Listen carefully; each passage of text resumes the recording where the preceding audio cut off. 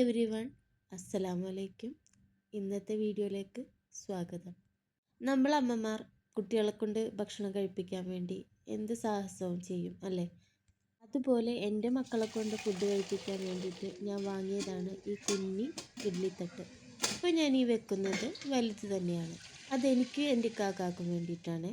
പിന്നെ ഇതാ ഞാൻ ചായ വെച്ച് കൊടുത്തിട്ടുണ്ട്. എനിക്ക് വെള്ളം ഫില്ല് ചെയ്യാനുണ്ടായിരുന്നു, അതുകൂടി ചെയ്തിട്ടുണ്ട്. ചായ ഒഴിവാക്കാൻ വേണ്ടിയിട്ട് ഞാനിതാ പാലാണ് എടുക്കുന്നത്. പാല് തിളച്ച് വന്നപ്പോഴേക്കും പഞ്ചസാര ഇട്ട് കൊടുക്കുന്നുണ്ട്. ഇനി ഈ ബോട്ടിലേക്ക് ബൂസ്റ്റ് ഒന്ന് ഫില്ല് ചെയ്തെടുക്കട്ടെ. ഒരു കാര്യമില്ല, എൻ്റെ സന്തോഷത്തിന് വേണ്ടി മാത്രം ഞാനിതൊന്ന് മാറ്റിയെടുക്കുകയാണ്. ഇനി അതിൽ നിന്ന് കുറച്ചെടുത്തിട്ട് പാലിലേക്ക് ഇട്ട് കൊടുക്കുന്നുണ്ട്. എന്തെങ്കിലും ഒരു ഫ്ലേവർ ഇല്ലാതെ എനിക്ക് കുടിക്കാൻ പറ്റില്ല. അത് നന്നായി മിക്സായി വന്നപ്പോൾ ഞാനിത് ജഗ്ഗിലേക്ക് ഒഴിച്ചു കൊടുക്കുന്നുണ്ട്. അപ്പോഴേക്കും എൻ്റെ ഇഡ്ഡലിയൊക്കെ ഒന്ന് റെഡിയായി വന്നിട്ടുണ്ട്. അതൊന്ന് എടുത്ത് മാറ്റട്ടെ.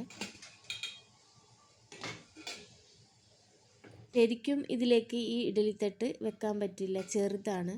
അപ്പോൾ ഞാൻ ചെയ്തത് ഈ പാത്രത്തിൻ്റെ തന്നെ താഴത്തെ ഇഡ്ഡലിത്തട്ട് വെച്ചിട്ട് അതിൻ്റെ മേളിൽ ഈ കുഞ്ഞി ഇഡ്ഡലിത്തട്ട് വെച്ചു. അതുകൊണ്ട് അത് കറക്റ്റായിട്ട് അവിടെ ഇരുന്നിട്ടുണ്ട്. അതൊന്ന് വെന്ത് വരട്ടെ. അപ്പോഴേക്കും ഞാനിത് ചട്ടണി ഉണ്ടാക്കി എടുത്തിട്ടുണ്ട്. ആ ചട്ടണി ഇനി ഒന്ന് വറവിട്ടെടുക്കണം. കടുകൊന്ന് പൊട്ടി വന്നപ്പോൾ ഞാൻ അതിലേക്ക് വറ്റൽമുളകും കറിവേപ്പിലയും കൂടി ഇട്ട് കൊടുത്തിട്ടുണ്ട്. ആ മിക്സ് ഞാനിതാ ചട്ടണിയിലേക്ക് ഒഴിച്ചു കൊടുക്കുന്നുണ്ട്. ഇപ്പോൾ എൻ്റെ ഇഡ്ഡലിയും റെഡി ആയിട്ടുണ്ട്, ചട്നിയും റെഡി ആയിട്ടുണ്ട്.